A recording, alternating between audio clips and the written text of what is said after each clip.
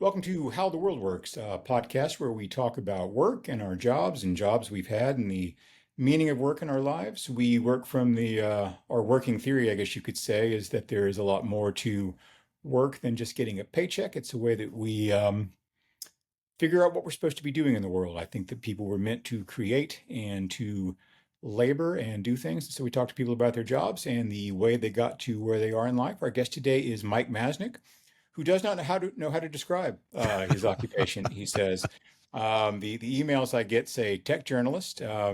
He's done some interesting things. He was the founder of Techdirt, which I'm sure a lot of you have read, and you're on the board of Blue Sky. Is that correct? That is Which is correct, a yes. social media platform that probably doesn't want to describe itself as a response to Twitter or what used to be known as Twitter, but is that really in reality? And I'm probably the worst person to talk to people about social media since I don't and haven't used it in a long time. But anyway, Mike, welcome. So what do you do all day? I What wish would I you knew say you the do answer to here? that question. Well, uh, my friend and colleague Jonah Goldberg has a rule when he interviews writers on his podcast. He always starts with "What's your book about?" Which is the question everybody wants and never gets.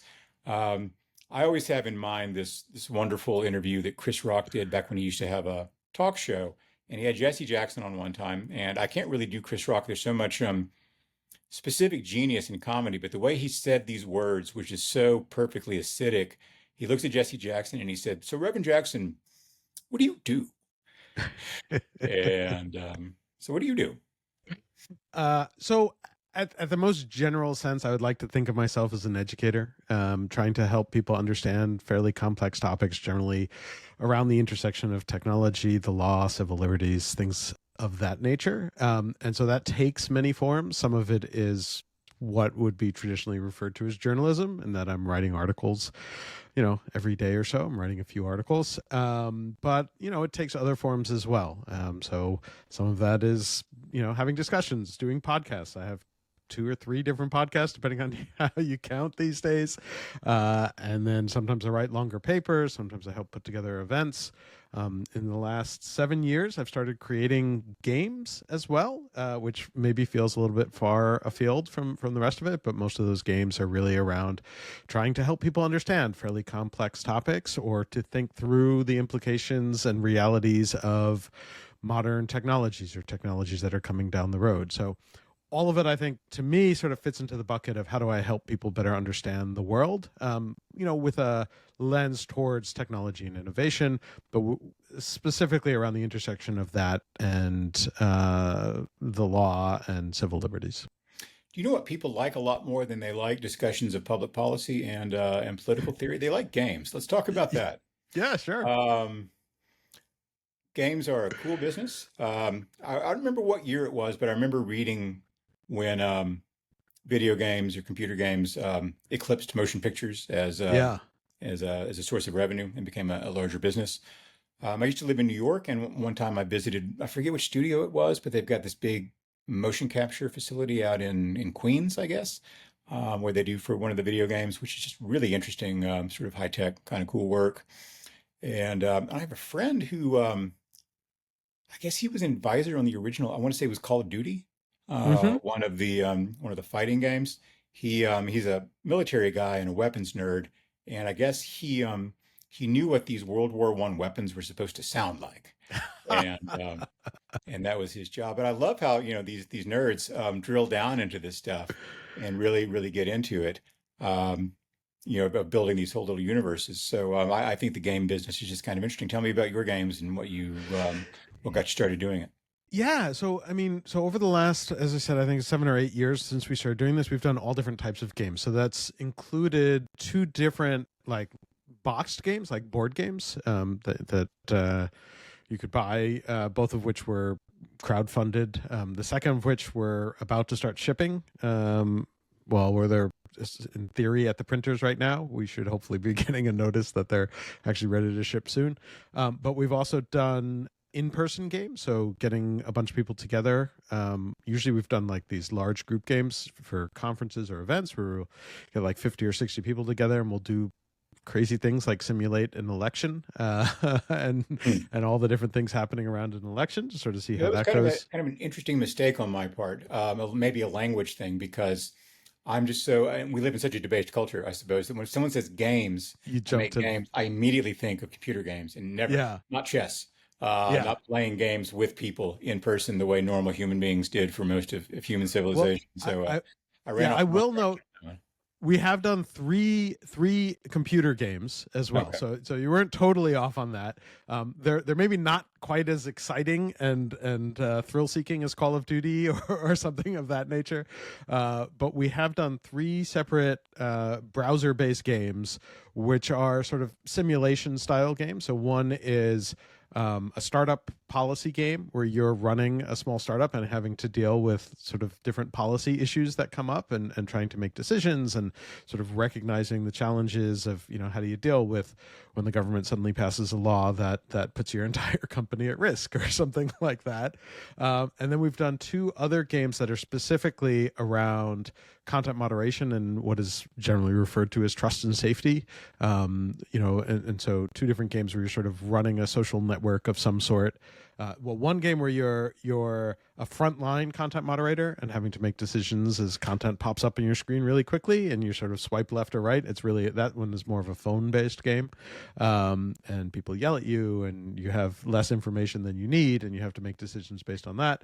And then one where you're actually running a trust and safety team, a larger team, and you have to deal with a variety of things, some of which is making decisions on content, but a lot of it is about what kinds of policies you want to put in place, what sorts of resource allocation, how do you keep your staff happy, how do you keep your CEO happy, how do you keep the media happy. And the game ends with, if you can make it all the way through and not get fired, and you can get fired in the game, you get called before Congress and have to testify. So we try and make it somewhat true to life, but a little bit of a challenge as well. I'm detecting a didactic strain here.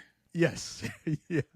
But, I mean, I mean, as I said, all of this goes back to education in some form or another. We're trying to educate people in ways that actually make sense. And, one of the things that was really interesting when we started doing games that we realized was how much, people come into different topics with a strong viewpoint. It's just sort of the natural way people believe things, and so like if they read a white paper, say, or they go to a conference and see a panel, they have very strong viewpoints about, well, I agree with this, or I'm not going to agree with this going in. And the weird thing that we discovered, a great thing in some ways that we discovered, is when you put things in the form of a game and you sort of ask someone to take on a role, they're role playing, it brings down the sort of mental barriers that I think they come into these things with, and allows them to experience like, oh, I thought, so a lot of people, have very strong opinions about content moderation and trust and safety, and they think, oh, it's this or it's that, and they haven't really dealt with the realities of what's happening, and why companies make decisions that they do. And a lot of the game is sort of designed to kind of open people's eyes to the realities of it, and that it's not really what most people think if they haven't experienced it. And somehow coming into it and saying, well, I'm playing a game, allows them to put aside some of their preconceived notions about it and begin to realize, like, oh, maybe this is more complicated. And we're not saying you have to agree with one particular position or think that this job is always right or it's good or whatever. In fact, I mean, part of the point of it is that it's, these things are a lot more nuanced and complicated than everybody thinks, and nobody's going to agree with everyone. But because it's a game, it sort of lets people come into it in a more open stance, I think.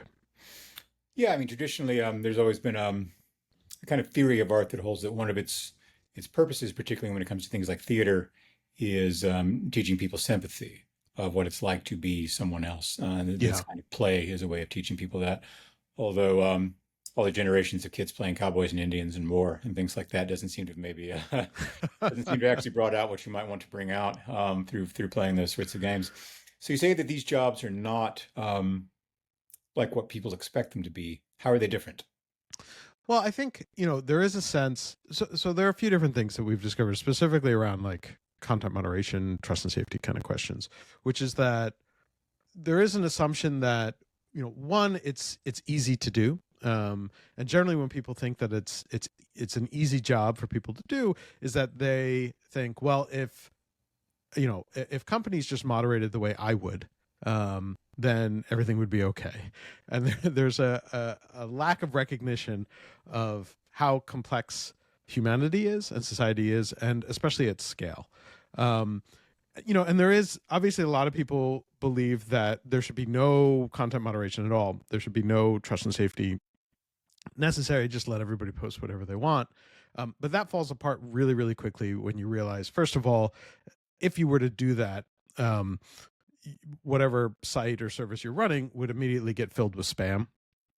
And nobody likes spam. And so everyone's like, sort of the first step of realization is that people go into it and they say, well, obviously you have to get rid of the spam. So nobody wants spam, so get rid of the spam. Then you begin to realize, like, not everything is obvious if it's spam or not. If it's just you wanting to advertise your friend's restaurant, is that spam? I don't know. Some people think it is. Some people don't think it is. You begin to realize that, what you started out as, oh, well, it's, sort of black and white, this is spam, this is not spam. There's actually a lot of gray in there. And then you begin to get to areas that get even more complex. If someone is threatening someone else, you might say, well, okay, it's fine. But then you begin to get into this world where people get more and more threatening. And then other people that you want using your service start saying, I'm not going to sit here and show up every day if all that's going to happen is people are going to scream at me and threaten to kill me. And so then you say, well, maybe we should put in some standards for, death threats. Okay, we don't want death threats. Well, what is really a death threat? And, where is the line between this and that? And then it begins to get even more tricky. And you have things where, okay, someone goes onto your service and starts talking about how they're planning to take their own life. Well, how do you deal with that? Is it that you need to, alert authorities to try and help that person? Is it, do you take them seriously? Do you not take them seriously? What happens if someone actually does take their life and they're doing so, live on your platform? Is that something that, you want? Is that something that advertisers will be happy with? More and more things begin to happen, and everything that you think is easy proves to be more and more difficult. And there's not necessarily right answers or wrong answers. There's just a whole bunch of really, really, somebody described it recently as trying to pick the least bad of a long list of very, very bad options. If you are running a platform where people are being people, sometimes people are not always great, and you're sort of trying to figure out how do you allow people to interact with each other in the world, recognizing that. And you set certain rules and certain standards, and then trying to enforce them at a fair way across, sometimes billions, hundreds of millions of people, billions of people, where you have to hire a bunch of people who then also have to be exposed to all sorts of awful content, and being able to decide and understand, maybe there's wider context. Maybe someone is saying something that sounds benign just if you're like looking at what they're saying, but in context it really means something horrible, or something looks really horrible but in context is an inside joke that people are just sort of kidding each other with. The people who are in charge of making those decisions, they're not going to know all of that context, and actually having to try and understand that is really, really difficult. And so just sort of like beginning to open up people's minds to the idea that these are, I've talked about how, some people say that, content moderation is difficult to do well. And I would argue that it is literally impossible to do well at scale. There is no way that you can possibly do it in a way that isn't going to upset a significant portion of the population. And that includes if you do nothing. Doing nothing, doing no moderation, as I said, one, you're going to get filled with spam. There's also legal issues where, there are certain types of content, child sexual abuse material being the most obvious one, which is just flat out illegal. If you host that, you're not going to be doing anything for very long, other than maybe rotting in jail. You want to, yes. Yeah. And so, understanding those challenges, I think, is really important, because so many people sort of feel, because so many people interact with social media in some form or another, or other internet services. And so lots of people have very strong opinions about how this actually works. And the reality is that it's way more complicated than anyone really understands. And so we thought, putting people into those shoes gives them a chance to say, like, oh, okay, maybe I didn't realize how complicated this is, and maybe there aren't these easy answers, and maybe it isn't, you know, because right now we have politicians on both sides of the aisle saying, oh, if only the company's moderated in the way that I want. And so they're sort of pushing laws, and we're seeing this at the state level and the federal level, and certainly internationally, people trying to put in place laws to say, well, fix it, and so, sometimes it's sort of, you have to wave a magic wand and make make social media work the way I want it to work, which is ridiculous and impossible. And sometimes it's very ideologically driven, where you have, one side of the aisle saying you have to make sure that this content isn't allowed, and the other side of the aisle saying you have to make sure that this content isn't allowed. And so, you know, neither approach being one that is reasonable or sensible. And the more that hopefully I can help people understand, the realities of these things, the better job I think I've done. Yeah, do you think I have a theory that we're kind of, socially speaking, we're in the equivalent position of being like Europe 20 years after the printing press was invented.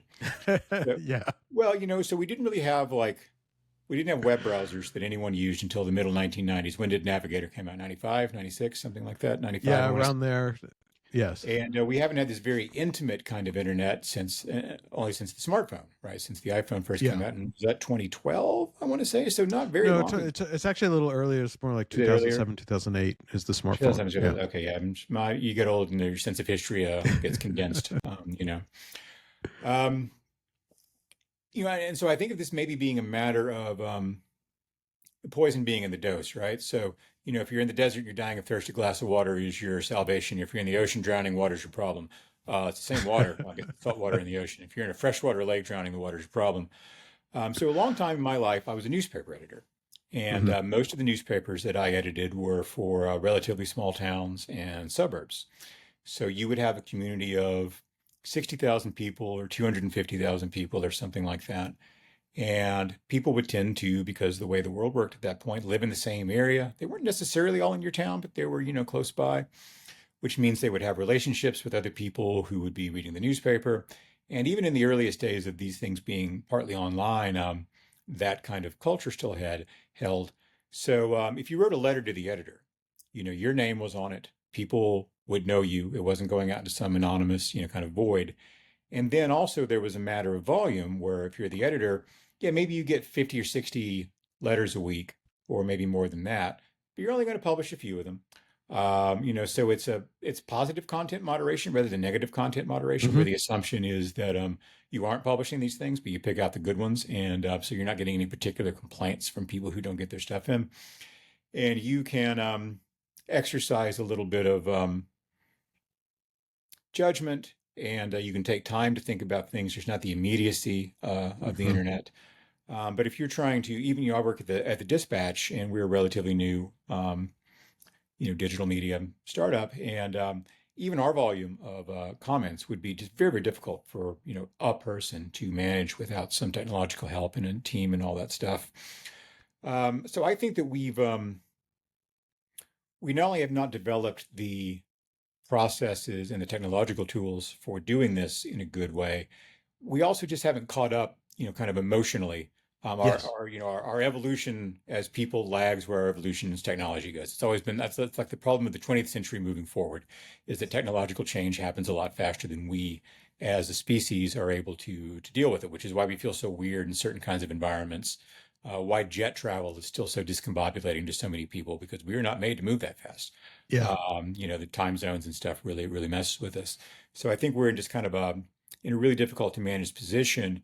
Um, do we, well, I suppose this is a question that's going to answer itself, because you can develop technological tools and you can develop better processes in a kind of iterative way and see what works and what doesn't work. And even though, as you say, it's not simple and there are no obvious answers to this stuff, and politicians who sit around saying, well, if we only did X, then these problems would go away.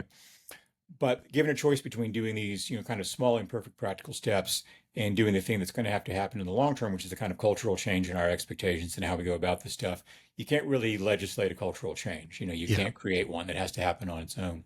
So, are we going to just be cursed for the rest of my life to be in this alienating and weird place where we spend a lot of our lives in this area that's hostile and trivial and full of pornography and not just when you're looking for it. And where does this get better? Yeah, I mean, I am still a perpetual optimist, even as I sort of feel that optimism is under attack at all times these days. I think you're right. This is a sort of great upheaval, driven by technology and innovation, and society hasn't yet caught up to that. And it is a sort of long and ongoing process. But I think when people talk about sort of the promise of these technological innovations, it's because they do see how, if society learns to use them appropriately and use them well, that it can be really powerful in terms of making a lot of lives better. Part of the problem is that people don't know how to use these technologies well, and often they use them very poorly and in destructive and problematic ways. And so society itself does have to catch up, and it's why I often talk so much about the importance of education, and having people learn to use these technologies and use them well at a relatively early stage, which is also why I find a lot of the attempts to push for like age verification or age limits to the internet as problematic, because I feel like that's not teaching young people how to use these technologies well at an early age, which I actually think would be pretty valuable. But yeah, I mean, it's a messy process.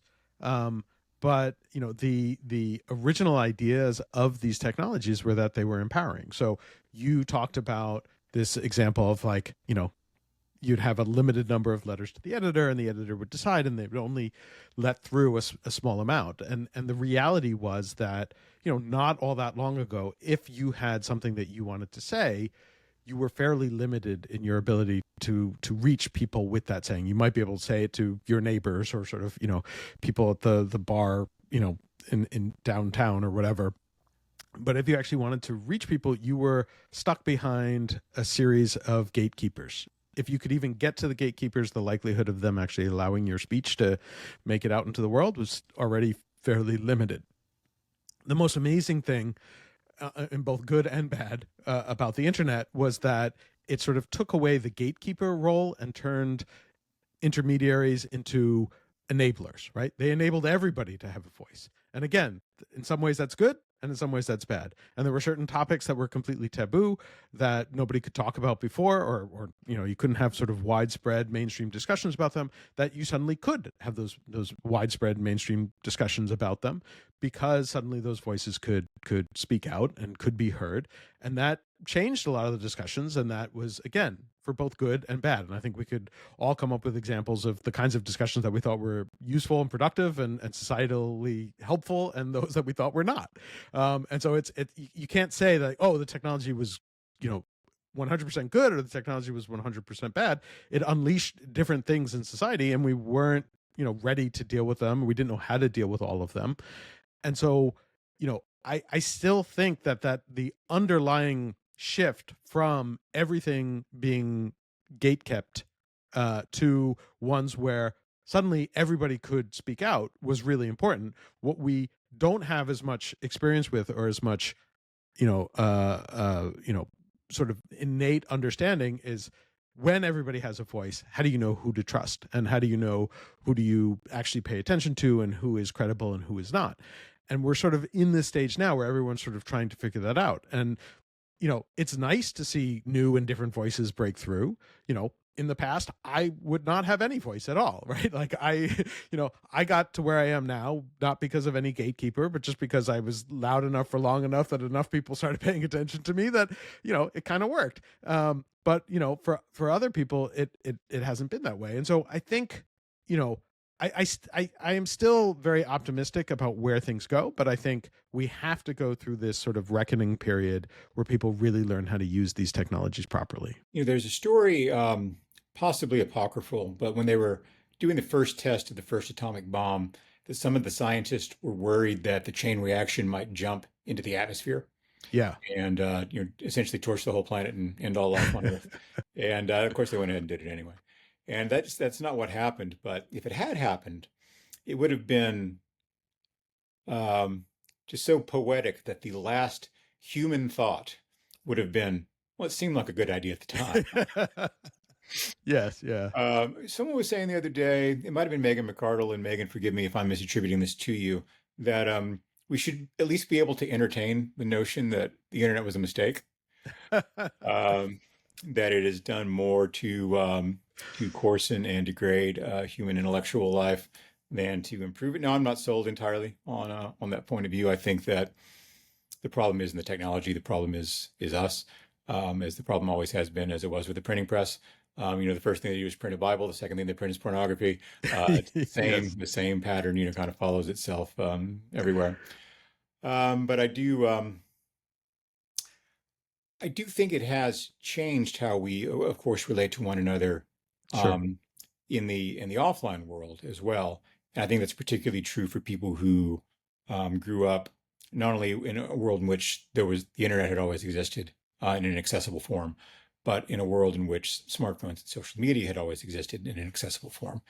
And so for me, there was I didn't send an email until I was probably, 21 or something like that, or 20. I was in college, and and I don't think I had I was probably 30 before I had close to 30 before I had a mobile phone. Although I was a pretty late adopter on that front. And but people who've grown up where this thing is everywhere all the time just have a very different experience of the world. And trying to explain to people what high school was like when not everyone had a camera on them all the time. Yeah. And I increasingly feel like I'm the last living Civil War veteran talking about, Gettysburg and how tough it was. What did you do before you were doing this? Where'd you grow up and what was your education like? Yeah, so I mean, to some extent, I've always been doing this since time began. But you're a I little bit younger than me, but you're old enough to remember a kind of pre-internet world, certainly. yes, yeah. I am over 50, so I remember pre-internet world. I grew up right outside of New York City. I went to college upstate New York, which is when I got my first internet access. Was when I went away to college. Which town Um, outside of New York did you grow up in? in Huntington, Long Island. Okay. So, um, and um, and yeah, so when I got to college, before I'd even gone to college, I had gotten very interested in sort of technology and innovation and the internet itself. Um, I it's a crazy story, but I remember in high school, in the high school parking lot, someone handing me not drugs, but the very first issue of Wired magazine, which, when it had come off the presses, I was in high school at the time, and someone handing it to me and saying, "Oh, you'll really like this," knowing, Early Wired was a fascinating magazine, of course, yeah, and it did some really interesting design stuff and all that. But there's a sort of great irony of Wired, in that it's this brilliant magazine that comes out and is describing a world in which these things are not going to exist anymore. yeah. This print product, it's one of the better ones of its kind, heralding the age in which there will be no more print products at all. Yes, yeah, it was, Or the Mondo very. 3000 was another one that's kind of like Yes. that. You remember So that? Yeah. that was the thing, because I had read Mondo 3000 before Wired came out, and even on the bookshelf sitting behind me, I still have the Mondo 3000 book somewhere. I think it's up beyond the Nice. camera's gaze, but I always have that, and every once in a while, I open up the Mondo 3000 book just to remind me what people were thinking the internet or technology was going to be like. This viewpoint from the early 90s. But yeah, I got the early Wired. And I, was an early subscriber. I wasn't subscribed by the first issue, but maybe 3 or 4 issues in, I was a subscriber. And then just, I spent a lot of time at college, just even, exploring technology, building a website and playing around with these things, and, hanging out with lots of other people who were beginning to think through, like, what is the internet going to enable? And I'm I guessing ended in up, your childhood home, there was yeah, one of three things. Either a TI 99, a Commodore 64, or maybe an Atari 800. it was What the basic? Atari 800. Gotcha. I was like, he's not going to get the Atari 800, is he? But yes, I had an Atari 800. My father was an engineer. In fact, was realistically one of the earlier computer scientists in the world, even before that term existed. He was technically an electrical engineer, and when the Atari 800 came out, he bought one for the family. It was 1980, I believe, and so I got an Atari 800 fairly early on, and And it was like $1,500 or something, right? In 1980 dollars. yeah, I Like think it was a figure little five bit five less, but thousand or something. Yeah, I mean, yeah. it was a chunk of change. It was not a cheap thing to buy. Yeah. And it was, when we first got it, that it had, to run a program on it because it had no hard drive. You had to have some sort of input mechanism. And for a while there was a tape player. It was like literally, like audio cassette tapes that you would store the program on, and you would put it in and you would press play, and it would have to like run for a little while before you could get it. It was only a few years later that we were finally able to get an actual disk drive, which had those floppy disks that you could put in and run programs off of. And I remember, I mean, I used that Atari 800, basically all through school. And in fact, when I had to, write assignments in high school, by then people had like PCs and stuff. And I was still using the Atari 800. And because there was no hard drive, the word processing program, I forget what it was called, but the word processing program that we had, you could only write about 5 pages before it ran out of memory. And so I had to like space it out where I would hit the 5-page limit, print it out. I could save it to a disk, print it out, and then I'd have to start a new document for page 6 and sort of get it to line up properly. And so I remember I did that a lot. And I sort of became good at, spacing things out. So I knew it was 5 pages exactly. And so, yeah, I mean, I didn't get my first actual PC until I went away to college, and I ended up, buying a like Dell or something, Gateway. I can't remember, one of those early computers that were. I was so excited to have an actual PC. What did you study in school? So this is bizarre. My undergraduate degree was in industrial and labor relations. Of all things, which feels completely disconnected to all of this. But my thinking on it was, at the time I was thinking I would probably go into the law, and I don't have a good reason for why I was thinking that. But people who had industrial and labor relations degrees was sort of a good pre-law. A lot of people went on to law school from that. Either people went into like, human resources or the law, and I thought I would go into the law. And then I got sort of hijacked on that goal where I went to school. They had a program where in your junior year you could apply to the business school. Which school is this? It's Cornell. And so if you got into this program, your senior year of undergrad would become your first year of business school. And it's a 2-year program, and so you basically stay an extra year, and you would come out of school after 5 years with both your bachelor's degree and an MBA. And so I started doing that with the intention of then actually going on to law school afterwards, though I very quickly got rid of that idea, mainly because the MBA kids would hang out with the law school kids, and they all seemed really, really depressed. and I was like, I don't know if I want to do that. And this was that way.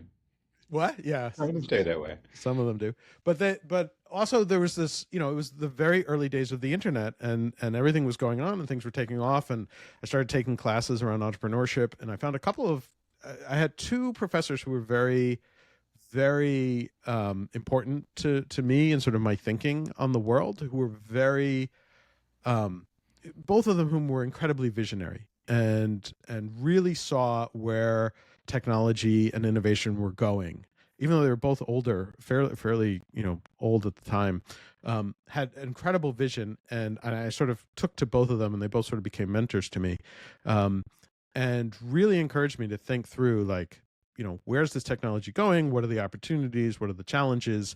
And to sort of think kind of far forward. And one of them really inspired me to then create what became Techdirt, the publication I was writing, and it began just as an exercise. And because I had gone through this what they called 5-year program, which included business school, as one of basically the only students who was not a returning student. Most MBA students, have gone out to work for a few years and then come back to school. So I didn't have any work experience, and I was trying to figure out how I was going to get a job afterwards without work experience. And I was like, oh, this is not good. You've But if never done I'm, any kind of job before that? You didn't have like, I mean, you didn't work it, at Burger King when you were in high school or something? Or? I worked at a bagel shop on Long Island for throughout my high school career. I helped them set up their computer, but then I also mostly was cutting bagels and giving people a dozen bagels that they ordered, and so I spent a lot of time. There's a lot of education to be had at a bagel shop in Long Island. There is a tremendous amount of education. I have many stories about my experience at the bagel store and kind Tell of me one. things I learned.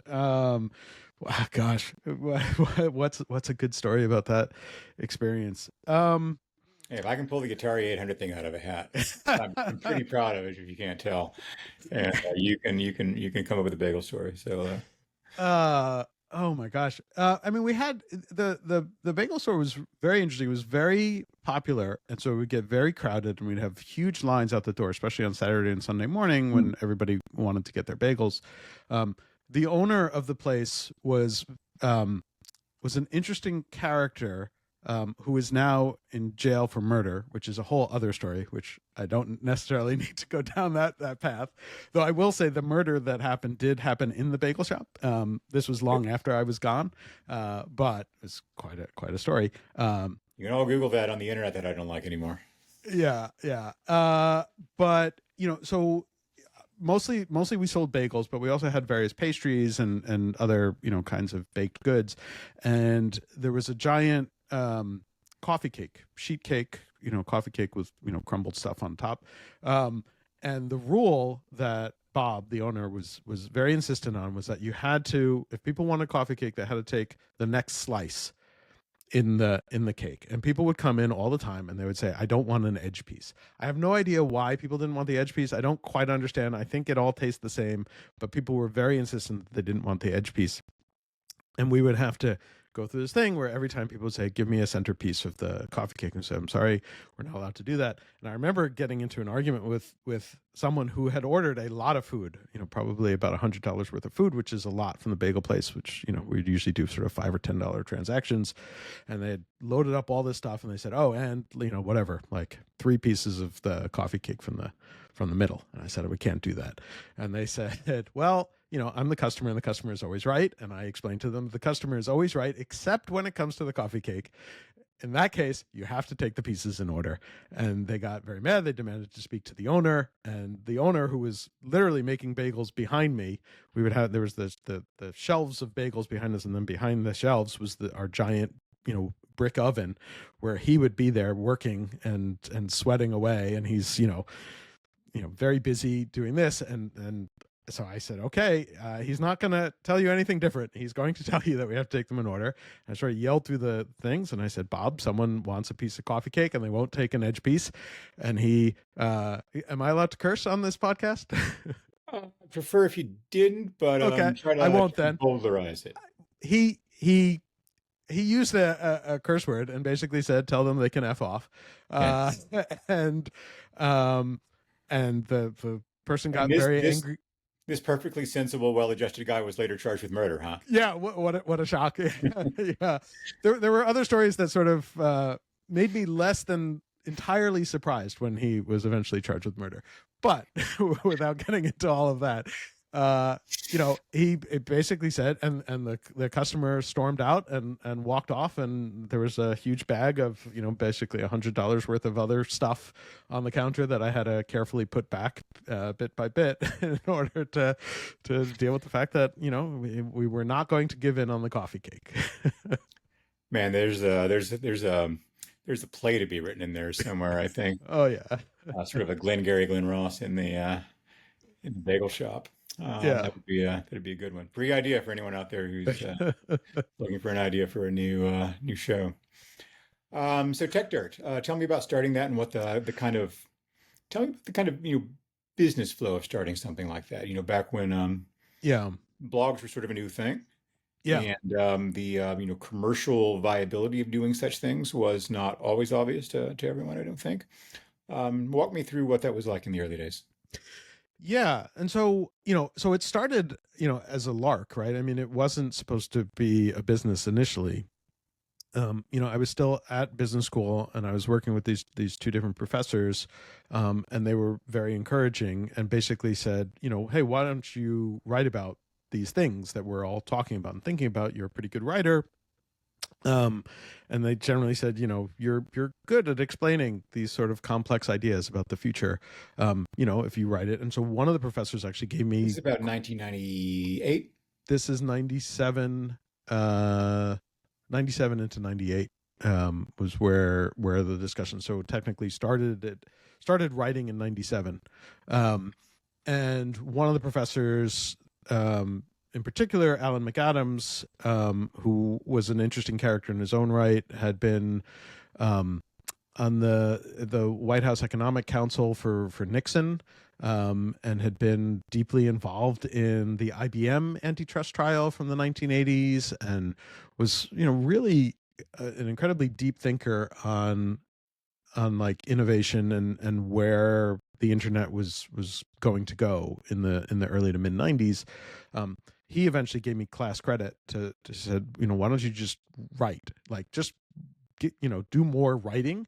And that basically led me to creating what was originally an email newsletter, again, way before Substack and all the email newsletters of the day. I just started writing an email newsletter, and he encouraged me to, create a website around it and to do all that. And that sort of became Techdirt as sort of like a fun, hobby side project. And I left business school. I did get a job, like a real job, in Silicon Valley, and I moved out to California.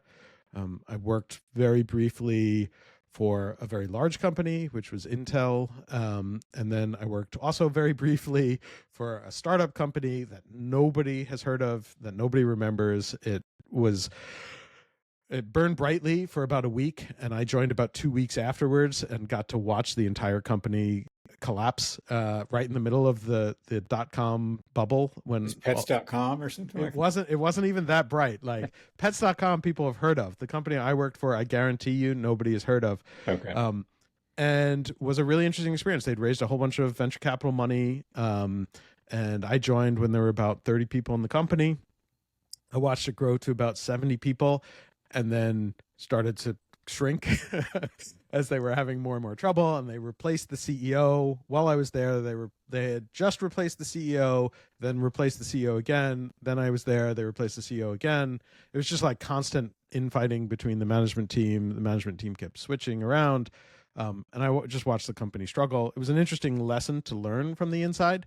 But as things got worse and worse, I was just like spending more time writing, rather than doing stuff, because there was nothing to actually do. We had no business. We had no business existing. uh, and so eventually I quit. I was trying to get a deal across that I believe might have saved the company, because it would have brought in a lot of money. But there was some miscommunication over what the deal was, and the whole deal fell apart. And as I was sitting in the meeting watching the deal fall apart, I realized I couldn't stick around anymore, and so I ended up just quitting.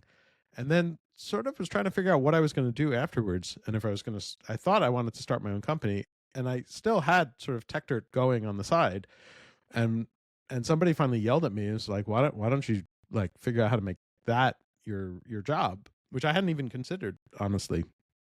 And so, and then I was like, well, yeah, but how do you make money with that? Like writing? Come on. Like there's no money in that. And so what ended up happening really was that I said, maybe, I don't know if I trust the advertising business, which is how most writing made money.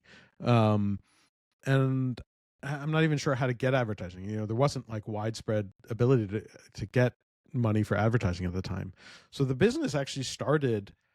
What happened was I called up people I'd gone to business school with, who I think liked me, and I said, I'm writing this newsletter about technology that is doing fairly well, I think, and I feel like I have insight into these issues. The people I called were working at large technology companies, and I said, what if I wrote an internal newsletter that was similar to what I'm writing publicly, but is more specific to you. So you're working at large company X. You need to know about what is happening in the news and why it'll be important to your, the product that you're working on. Would you pay me to write about that world? And they said yes. And in fact, it was very quickly people said, yeah, we'll pay you for that. And I actually said, can I make sure that I can actually do this before we agree to anything or sign any contract? And so I wrote newsletters for these companies for free for a few months, and then I went back to them and said, okay, I think I can do this. Are you willing to really pay for it? And the first customer that we had, they signed a contract, and not only that, like, even though I didn't ask them to do this, they actually back paid for the 3 months that I had written the newsletters for them. And so I got a check, and I had to figure out how to incorporate the company in order to cash the check. And that was the start of Techdirt as a business. And so we actually did that for the first 4 or 5 years. That was how the business sustained itself, was that we had about, at some point we probably had up to like 7 or 8 clients that were writing either mostly weekly, but sometimes daily newsletters about topics that were important to them, and, getting paid by the corporation to write those newsletters. And we eventually moved out of that business and into other areas instead. But that was the beginning of the company. So you've been mostly self-employed then for most of your career? Yeah, pretty much. You prefer it that way? It has its pros and its cons. I mean, it's nice in that I don't have a boss. I don't have to worry about getting laid off. But at the same time, it is a constant issue of like, well, are we going to make payroll? And suddenly that's my responsibility as well. And there's all sorts of, business responsibilities and challenges that I am sort of constantly needing to deal with, which is an interesting thing in its own way. What are the non-obvious ones? If someone's looking in from the outside, there's certain things people would expect probably in a business like yours and things they wouldn't. Yeah, I mean, it changes over time.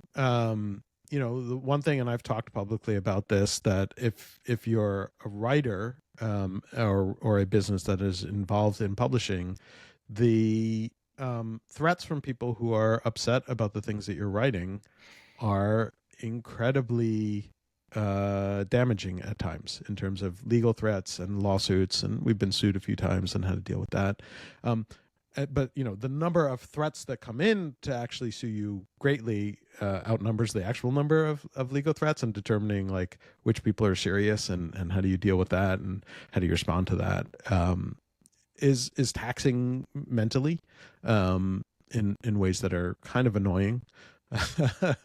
And so when you see like larger publications, I mean, sometimes you see larger publications that are willing to cave on threats. But some publications are willing to stand up because they have sort of the infrastructure to deal with that. They have legal teams in place and all that kind of stuff.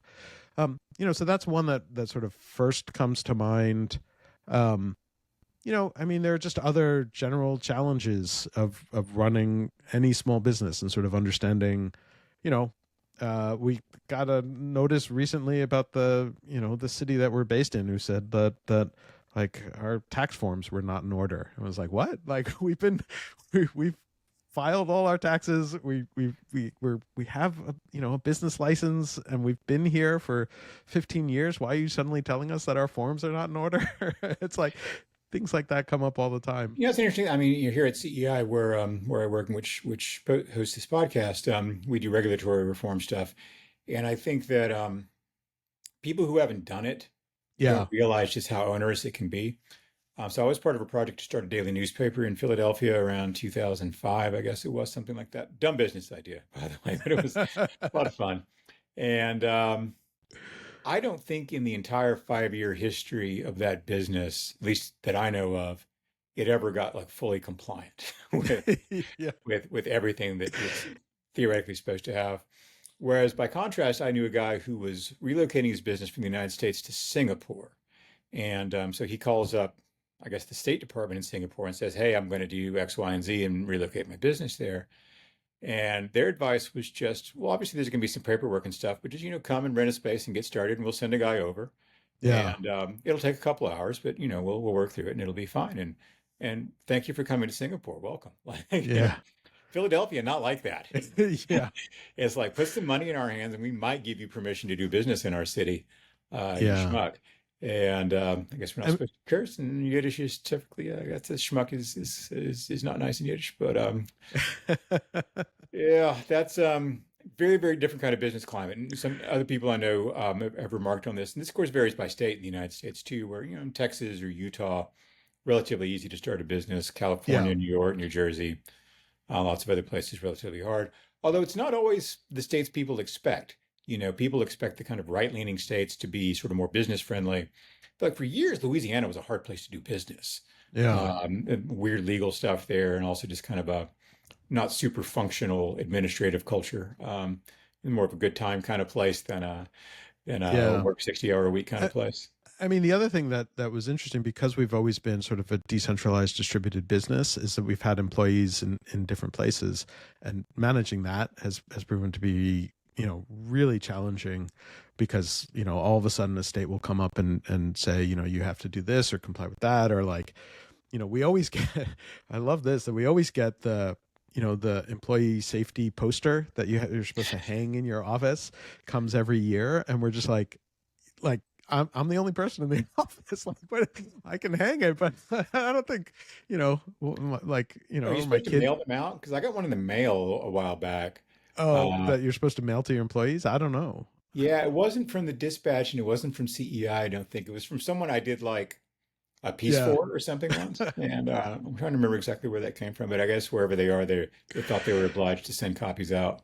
Yeah. And we had one time where we had an employee who was in New York for a few years, and then had moved out of New York. And about 5 years after he moved out of New York, we got a letter from New York basically accusing us of some sort of labor violations in New York.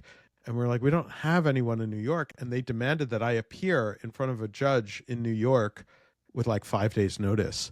And we were like, finally, like, we had our accountant call whoever, and they were like, oh yeah, this was a mistake.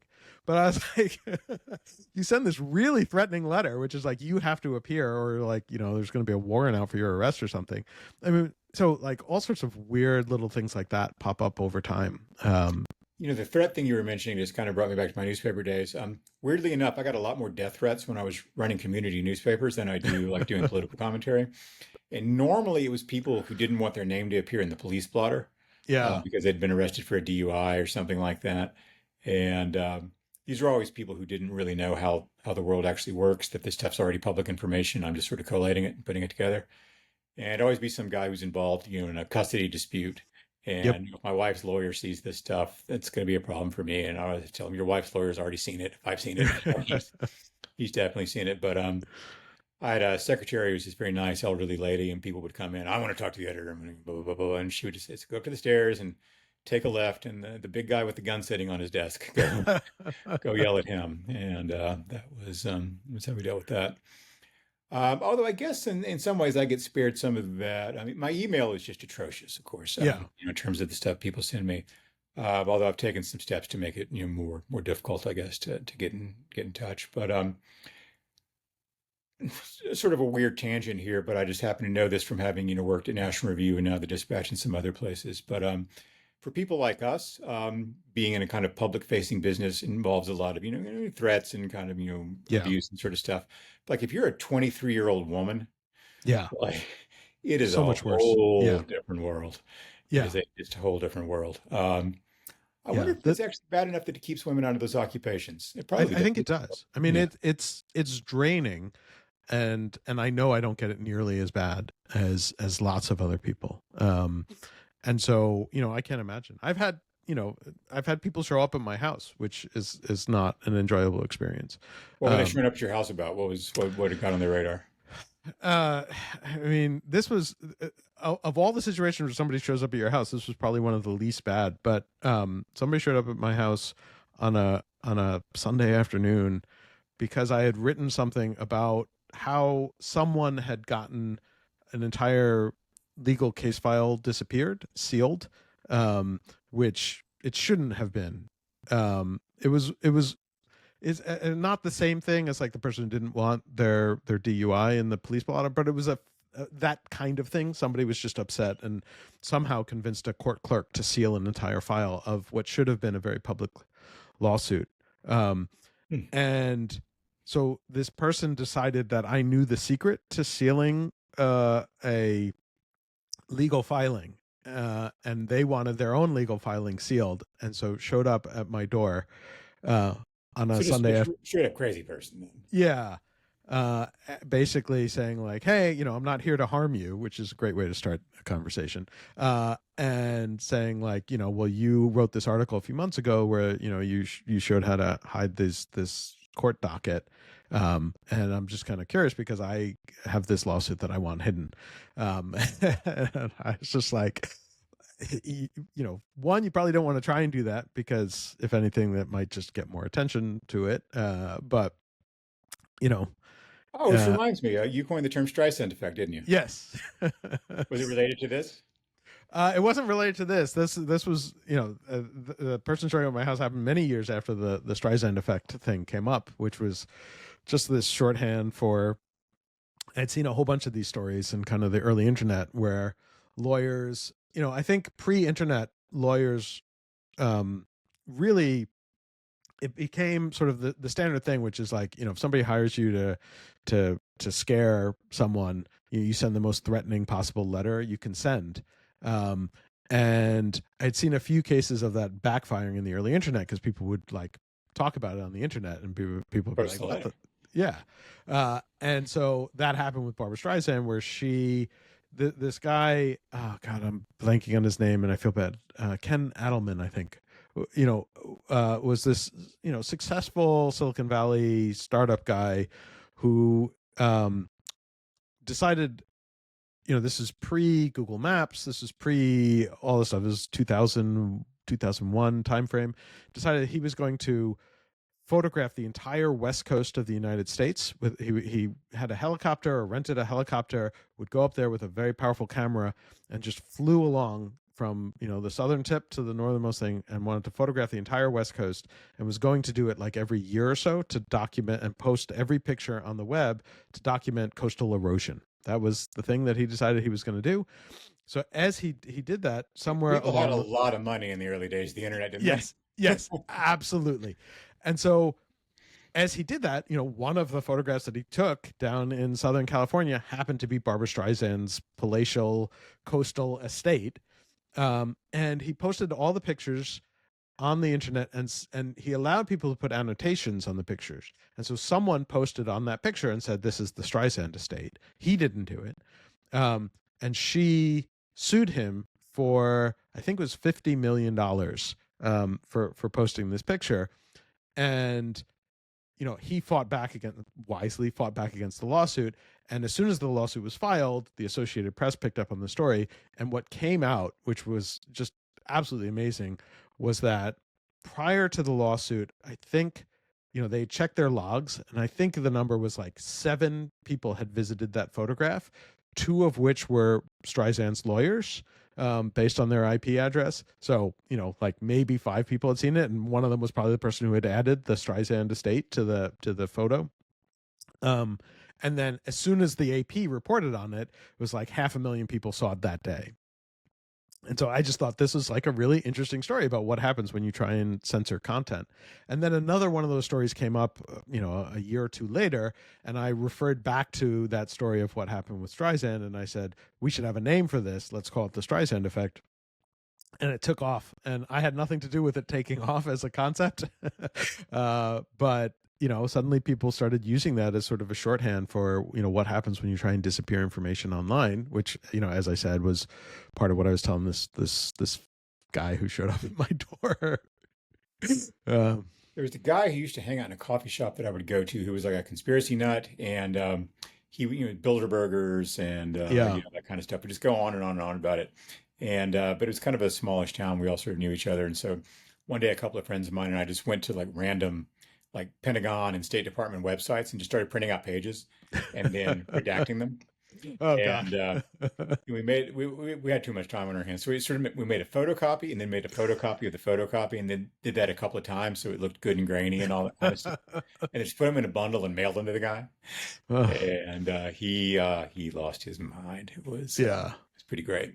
But in retrospect, I think that was probably playing with a loaded gun. These people actually sometimes really go off the rails. You think about the pizza, Yeah. characters and all that stuff. This is a potentially violent and dangerous kind of mentality that is, maybe to go back to the early part of our conversation, possibly not more common in human beings than it was 100 years ago or 50 years ago, but easier to amp up and weaponize and Yeah. exploit, probably because we all are connected in ways we're probably not really meant to be or not ready to be.